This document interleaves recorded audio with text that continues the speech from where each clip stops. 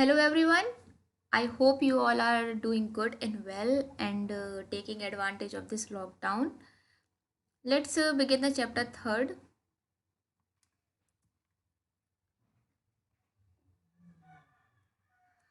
Chapter 3rd from gathering to growing food. हम gathering से growing की तरफ कैसे शिफ्ट हुए इस चैप्टर में उसके बारे में एक्सप्लेन किया गया है. Varieties of foods. Today, most of our foods, such as fruits, vegetables, grains, milk, and meat, come from the plant. As you know, guys, कि आजकल कई फूड हमारे जैसे कि फ्रूट्स वेजिटेबल्स ये सब प्लांट से हमें मिलते हैं. That are grown and animals that are rare. और कई फूड्स ऐसे होते हैं जो कि एनिमल को रेयर करके हमें प्रोवाइड किए जाते हैं. And different plants grow in a different condition. अलग अलग प्लांट्स अलग अलग कंडीशंस में ग्रो करते हैं. जैसे कि राइस एग्जाम्पल गिवन है. जैसे कि rice require more water than wheat and barley. जैसे कि राइस को बहुत ज़्यादा वाटर की ज़रूरत पड़ती है जब हम उसको ग्रो करते हैं as compare to the wheat and barley. This explains why the farmer grow some crops in some areas and not in other areas. ये एक ऐसा है इससे ये शो होता है कि इसीलिए फार्मर्स कई क्रॉप्स कई एरियाज में ग्रो करते हैं और कई एरियाज में नहीं ग्रो करते हैं. Different animals to prefer different environment. Similarly plant की ही तरह different animal prefer different environment. अलग अलग इन्वायरमेंट में अलग अलग एनिमल्स रहना पसंद करते हैं. For instance sheep and goat can survive easily than cattle in a dry. जैसे कि शीप और गोट इजीली सर्वाइव कर जाते हैं एज कम्पेयर टू कैटल जो कि ड्राई में भी सर्वाइव कर जाती है. But as you saw in the chapter 2 womens and man did not always produce their own food. जैसे कि अभी हमने चैप्टर 2 में रीड किया कि मैन एंड वुमेन हमेशा अपने फूड को प्रोड्यूस नहीं करते थे. They gathered the eating material from the forest. The beginning of farming and herding. Farming की बिगनिंग कैसे हुई. As we have seen in chapter 2 that the climate of the world was changing. जैसे climate world का बहुत तेजी से change हो रहा था. So the plants and animals that people use as a food. जैसे कि तो जो प्लांट्स और एनिमल्स थे जिसको लोग एज अ फूड की तरह यूज करते थे. Man and women and childrens probably observe several things. वहाँ के मैन वुमेन चिल्ड्रन बहुत सारी चीज़ें नई नई ऑब्जर्व की चेंजिंग इन्वायरमेंट के दौरान. The places where edible plants were found. उन्हें कई ऐसी जगह मिली जहाँ पे एडेबल प्लांट्स मिले. How seeds broke off stock. ये उन्होंने ऑब्जर्व किया. फेल ऑन द ग्राउंड की सीड्स कैसे प्लांट्स के सीड कैसे ग्राउंड पे गिरते हैं. New plants sprout from them और नए प्लांट उसमें से निकलते हैं. Perhaps they began looking after plants. और फिर उन्होंने प्लांट्स की देख रेख करना स्टार्ट किया. Protecting them from the birds and animals so that they could grow and the seeds could ripen. और फिर उन्होंने प्लांट्स को बर्ड्स और एनिमल से प्रोटेक्ट करना स्टार्ट किया धीरे धीरे. In this way the people become farmer. इसी तरीके से धीरे धीरे लोग फार्मर फार्मर बने. Women, men and children could also attract and tame the animal by leaving food for them near the shelters. फिर धीरे धीरे लोग स्मार्ट होने लगे और वो एनिमल्स के लिए एनिमल्स के लिए फूड छोड़ दिया करते थे जिससे कि वो उससे अट्रैक्ट हो और उसको बाद में वो लोग टेम कर सके या हंट कर सके. The first animal to be tamed was wild ancestor of dog. जो पहला जानवर जिसे अर्लीस्ट पीपल ने टेम किया था that was wild ancestor of dog. Later people encourage animal that were relatively gentle to come near and campus where they live.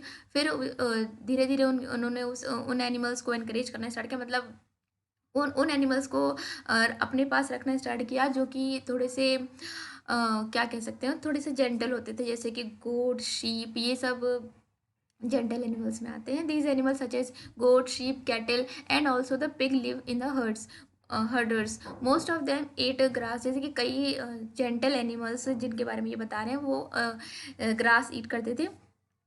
Often people protect these animals from attacks by other wild animals. और फिर धीरे धीरे लोगों ने उनको protect करना start किया other animal से. This is how they become herders. Domestication is a name given to the process in which people grow plant and look after animals. Domestication एक प्रोसेस की तरह है जिसमें कि लोग प्लांट्स को ग्रो करते हैं एंड एनिमल्स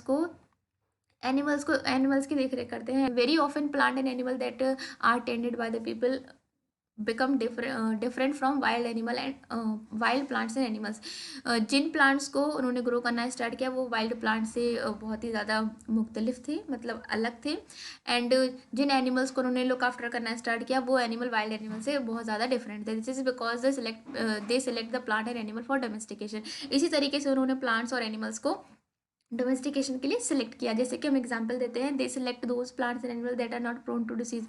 उन्होंने कुछ ऐसे प्लांट्स और एनिमल्स को सिलेक्ट किया that are not prone to disease. Okay, they also selected plants that yield large size grain. उन्होंने कुछ ऐसे प्लांट्स को सिलेक्ट किया जिसकी उपज बहुत ज़्यादा होती थी and have a strong stock, और वो मेन प्लांट्स होते थे capable of bearing the weight of the ripen grains, और काफ़ी ज़्यादा एरिया में वो उसको उगाते थे। Seeds from selected plants are preserve and sown to ensure that the new plants and seeds will have the same qualities. और कुछ सिलेक्टेड प्लांट्स के सीड्स को वो लोग प्रिजर्व कर लेते थे एंड इस चीज़ का वो इंश्योर करते थे कि जब वो दोबारा प्लांट लगाएं तो the quality of the plant will same. Amongst animal those that are relatively gentle are selected for the breeding. Breeding के लिए वो उन्हीं एनिमल्स को सिलेक्ट करते थे जो कि थोड़े से जेंटल जेंटल होते थे, जैसे कि गोट, शीप, हमने भी ऊपर पढ़ा। As a result gradually domesticated animals and plants become different from the wild animals and plants. धीरे धीरे क्या हुआ कि जो एनिमल्स और प्लांट्स जिनको वो लोग डोमेस्टिकेशन के लिए यूज़ करते थे वो बहुत ही ज़्यादा अलग हो गए वाइल्ड एनिमल और प्लांट्स। जैसे कि the teeth and horns of the wild animals are usually much larger than those of domesticated animal. जैसे कि टीथ को अगर आप देखें तो डोमेस्टिकेटेड एनिमल्स के टीथ और वाइल्ड एनिमल्स के टीथ में बहुत ज़्यादा डिफरेंस होता है। Domestication was a gradual process that took place in many parts of the world. Domestication एक ग्रेजुअल प्रोसेस थी, वर्ल्ड के अलग अलग पार्ट्स में एक ही साथ में स्टार्ट हुई थी। It began 12,000 years ago. 12,000 years ago पहले स्टार्ट हुई थी। Virtually all the plants and animals produce that we use as a food today.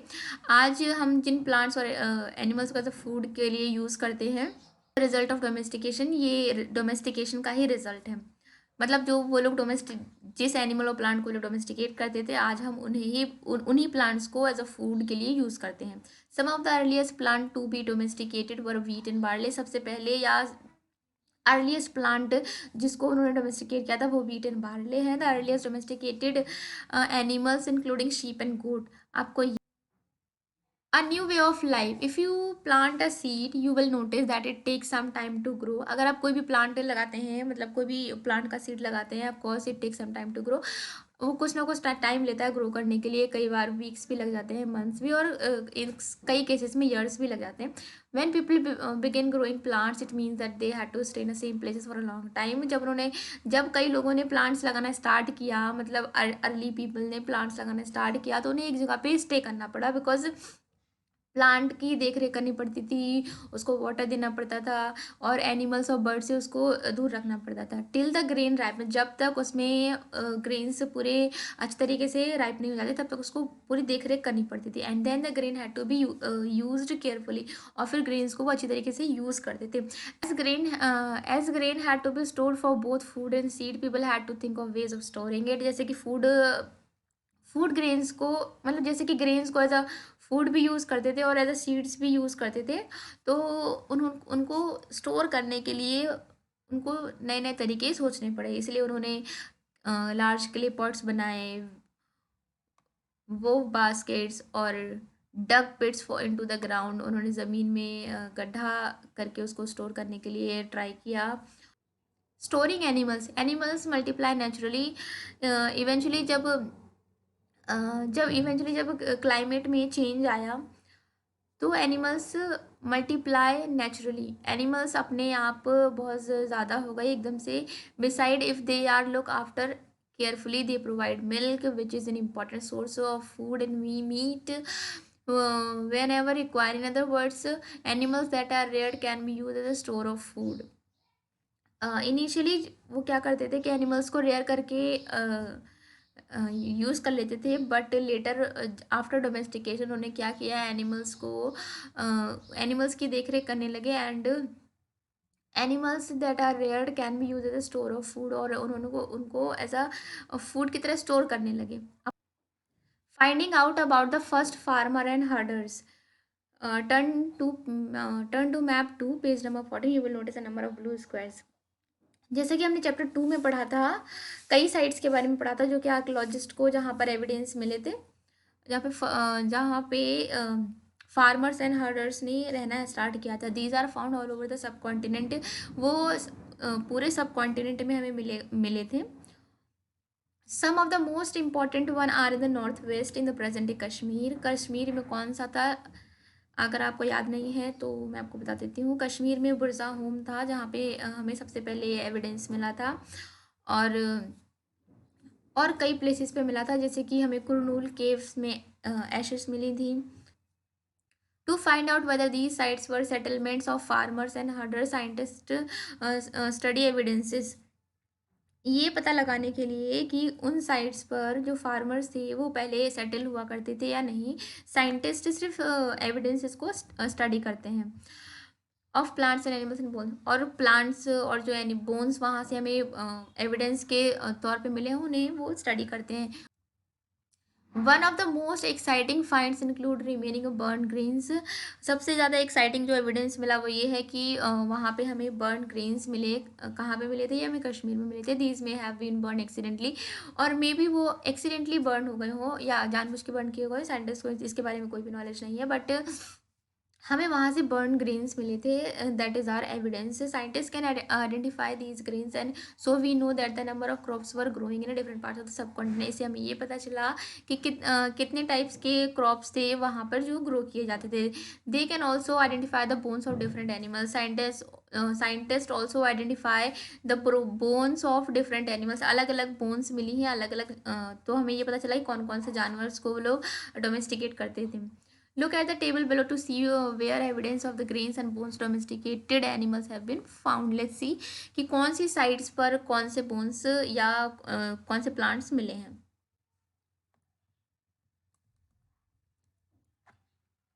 Grains and bones, wheat, barley, sheep, goat, cattle. Mehrgarh Pakistan, Mehrgarh Pakistan में है, जहाँ पर हमें सबसे पहले wheat, barley, sheep, goat, cattle, इन सब के एविडेंस मिले हैं। आपको ये साइड से याद रखनी है, और कहाँ पे क्या मिला है वो भी आपको पूरे अच्छे तरीके से याद रखना। आप एक बार पढ़ लीजिएगा।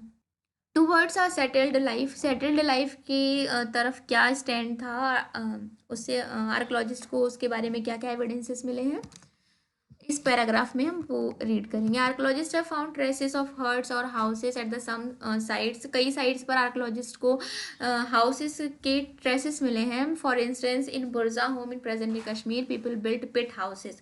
जैसे कि बुरजा होम अभी हमने देखा कश्मीर में है, जहाँ पे बहुत सारे पिट हाउसेस आर्कोलॉजिस्ट को मिले हैं, which were dug into the ground, जो कि ग्राउंड में डग करके बनाए जाते थे, with steps leading into them. These may have provided shelter in a cold weather.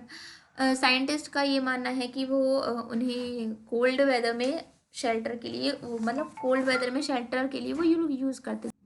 Archaeologist have also found cooking hertz.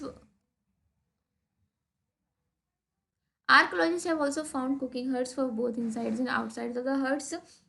This suggested depending on the weather people used to cook food either indoor or outdoors.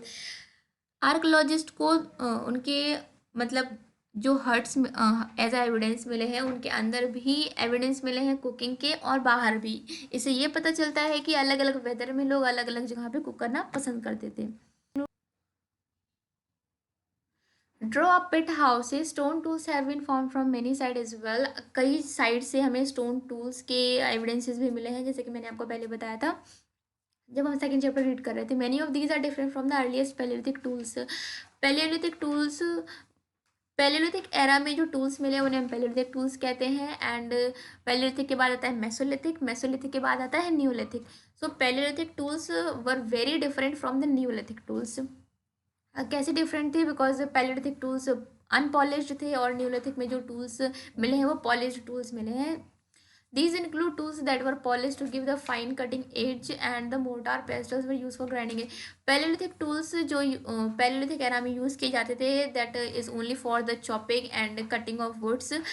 But जो Neolithic era में जो tools हम use करते हैं वो अलग अलग purpose से अलग अलग टूल्स यूज़ करते हैं, जैसे कि मोर्टार्स and pastel use for grinding grains. Grains को ग्राइंड करने के लिए मोर्टार और पेस्टल्स दो टूल्स हैं, उनका यूज़ किया जाता था।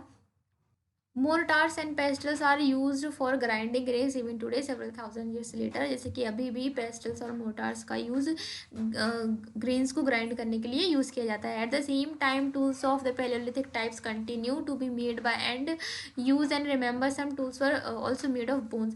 कई टूल्स बोन्स से भी बने होते थे। Many kinds of earthen pots have also been found. कई तरीके के पॉट्स हमें फाउंड हुए। These were sometimes decorated and were use for the storing things. People began using pots. लोगों ने धीरे धीरे पॉट्स स्टार्ट किया यूज़ करना।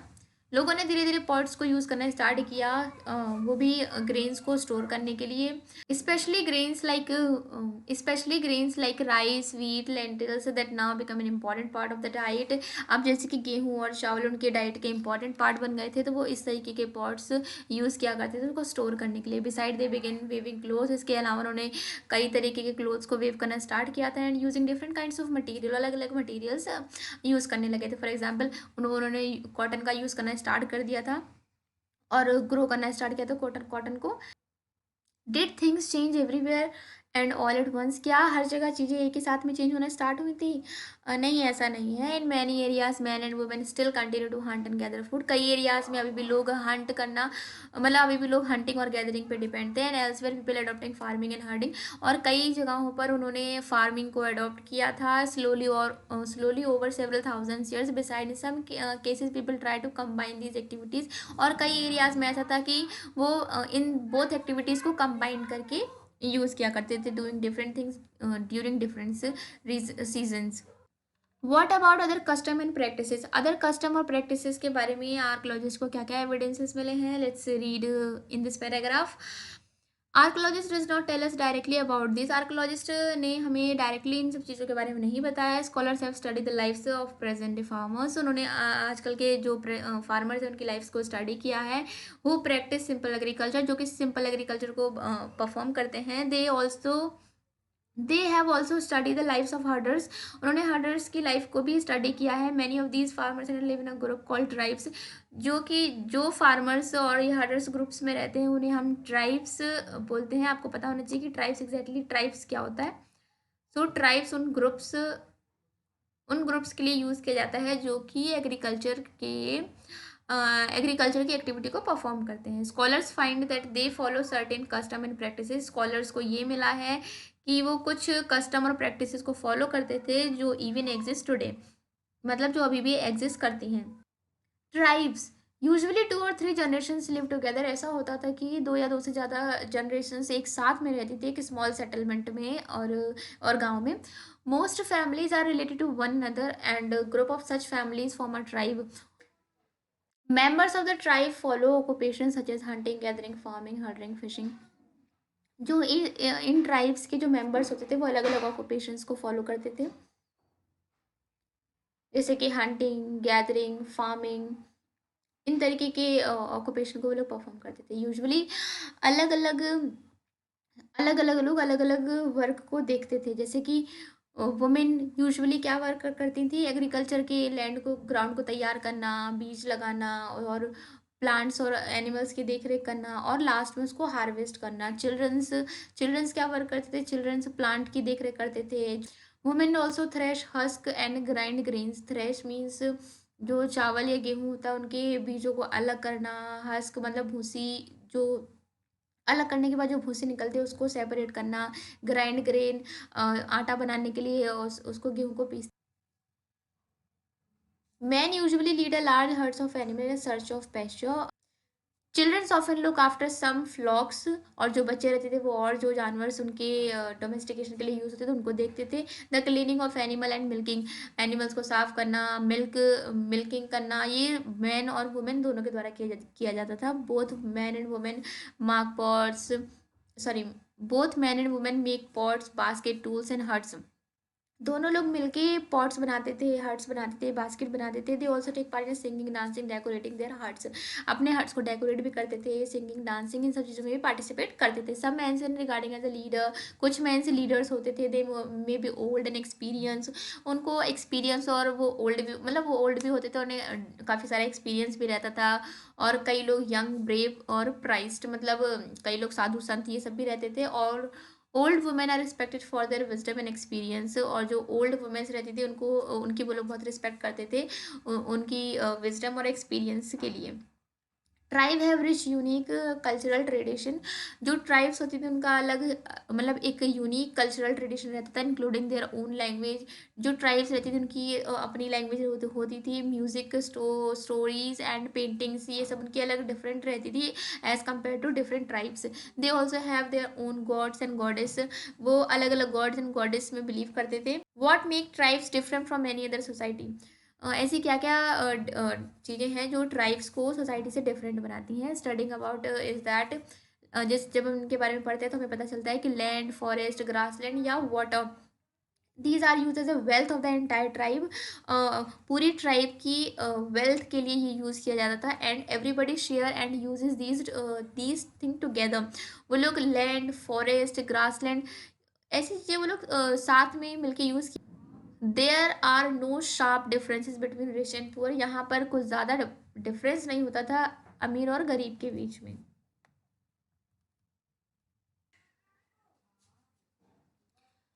आ closer look living and dying in a Mehrgarh. जैसे कि हमने देखा कि मेहरगढ़ कहाँ पड़ता है, चैप्टर 2 में हमने पढ़ा था कि मेहरगढ़ पाकिस्तान और अफगानिस्तान के पास पड़ता है, जहाँ पर बोलन पास पड़ता है।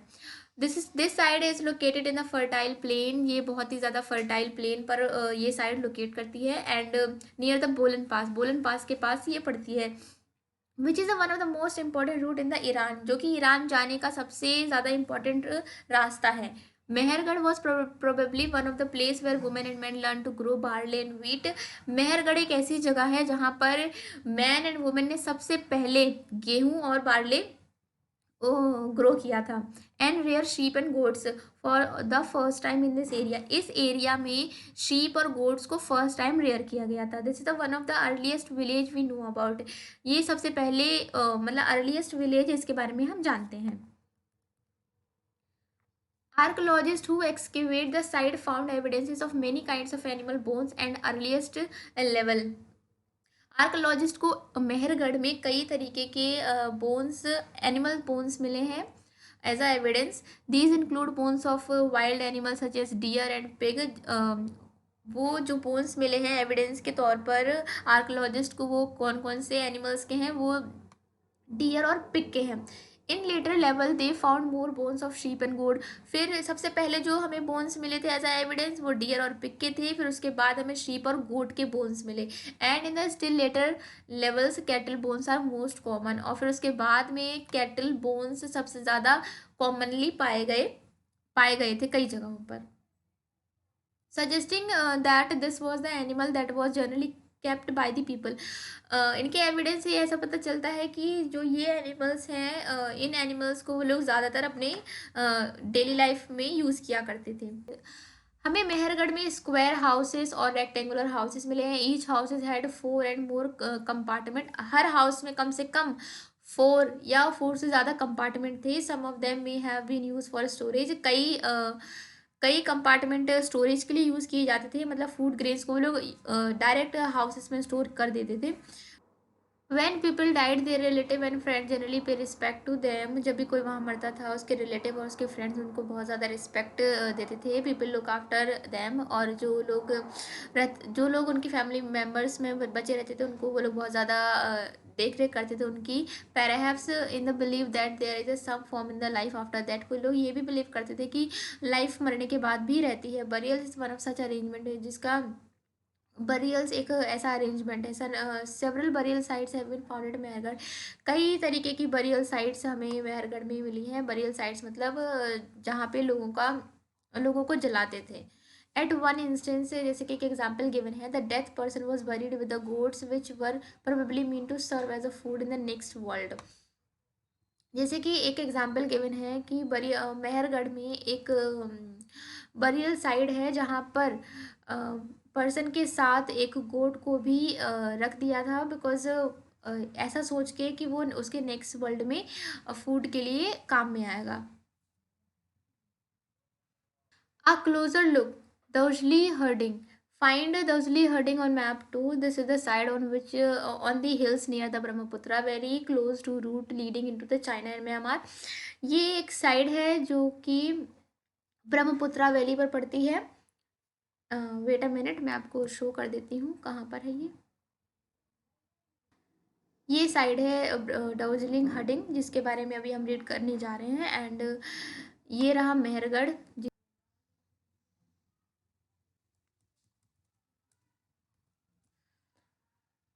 This is a site on hills near the Brahmaputra Valley, closer look China और म्यांमार जाने के रास्ते में पड़ता है। Here stone tools including the mortar and pestles have been found।